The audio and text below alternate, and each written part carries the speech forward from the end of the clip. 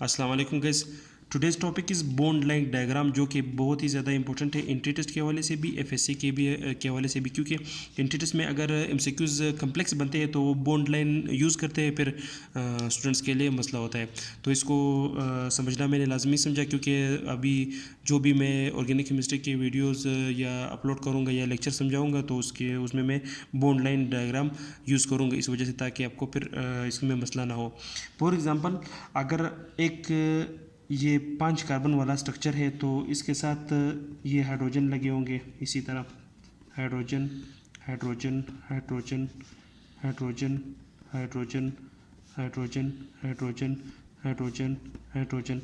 अब ये स्ट्रक्चर बनाने में मुझे बहुत टाइम लगा, तो इसकी बनिस्बत जो बॉन्ड लाइन डायग्राम है वो एक सिंपल है और इजी भी है। तो इस बॉन्ड लाइन डायग्राम में हम कार्बन हाइड्रोजन बिल्कुल शो नहीं करते।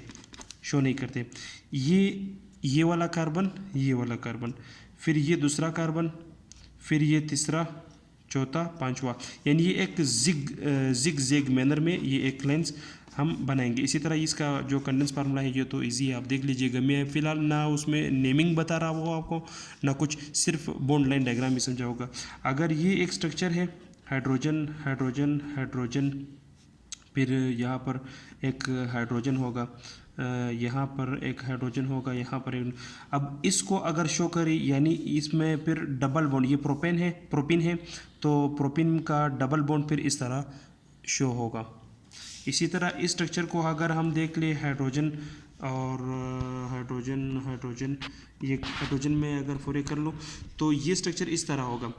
इसका बनाना आप आसान में, आप पहले स्ट्रेट चेन बनाओ। ये एक स्ट्रेट चेन है, ये वाला कार्बन ये होगा, ये वाला कार्बन ये होगा, ये वाला कार्बन ये होगा, ये वाला कार्बन ये होगा, फिर ये वाला जो कार्बन है वो ये होगा।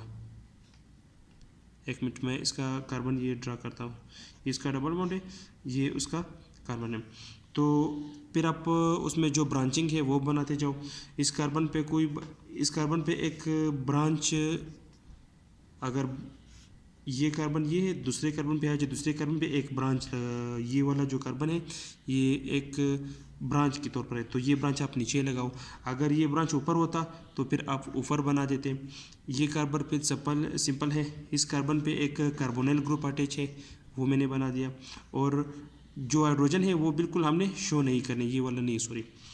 और ये अगर हम बनाने की कोशिश करते हैं तो ये बहुत ईजी है। कार्बन ये, फिर स्ट्रेट चेन में ये, फिर एक ऑक्सीजन है, फिर कार्बन जो कि ईथर है, इसका हाइड्रोजन आप पूरे कर लो। इसको अगर हम देख ले तो ये इस तरह है कि एक स्ट्रक्चर बन रही है, OH जिसको हम बोलते, तो इसके साथ फिर ये 3 बॉन्ड इसके मुकम्मल कंप्लीट हो गए। एक इधर हाइड्रोजन, इसमें दो हाइड्रोजन इसी के साथ अगर आप लगा लें, इसको अगर हम देख ले तो ये कार्बन कार्बन कार्बन और कार्बन, 1 2 3 4, और यहाँ पर डबल बॉन्ड है। तो ये बेसिकली एक इजी स्ट्रक्चर है। और अगर आपको मिसाल के तौर पर, फॉर एग्जांपल, अगर ये स्ट्रक्चर है, इसका अगर आप स्ट्रक्चर बनाते हो, या मतलब आपको एमसीक्यूज़ में आ जाए तो आप इसको किस तरह बनाओगे। और यहाँ पर ये भी लगी हो, फॉर एग्जांपल क्लोरीन OH, या यहाँ पर CH3, तो या यहाँ पर फॉर एग्जांपल ब्रोमीन अटैच हो, तो ये इजी है। ये वाला कार्बन आप बना लो, फिर कार्बन, फिर कार्बन, फिर कार्बन, फिर कार्बन, और फिर कार्बन।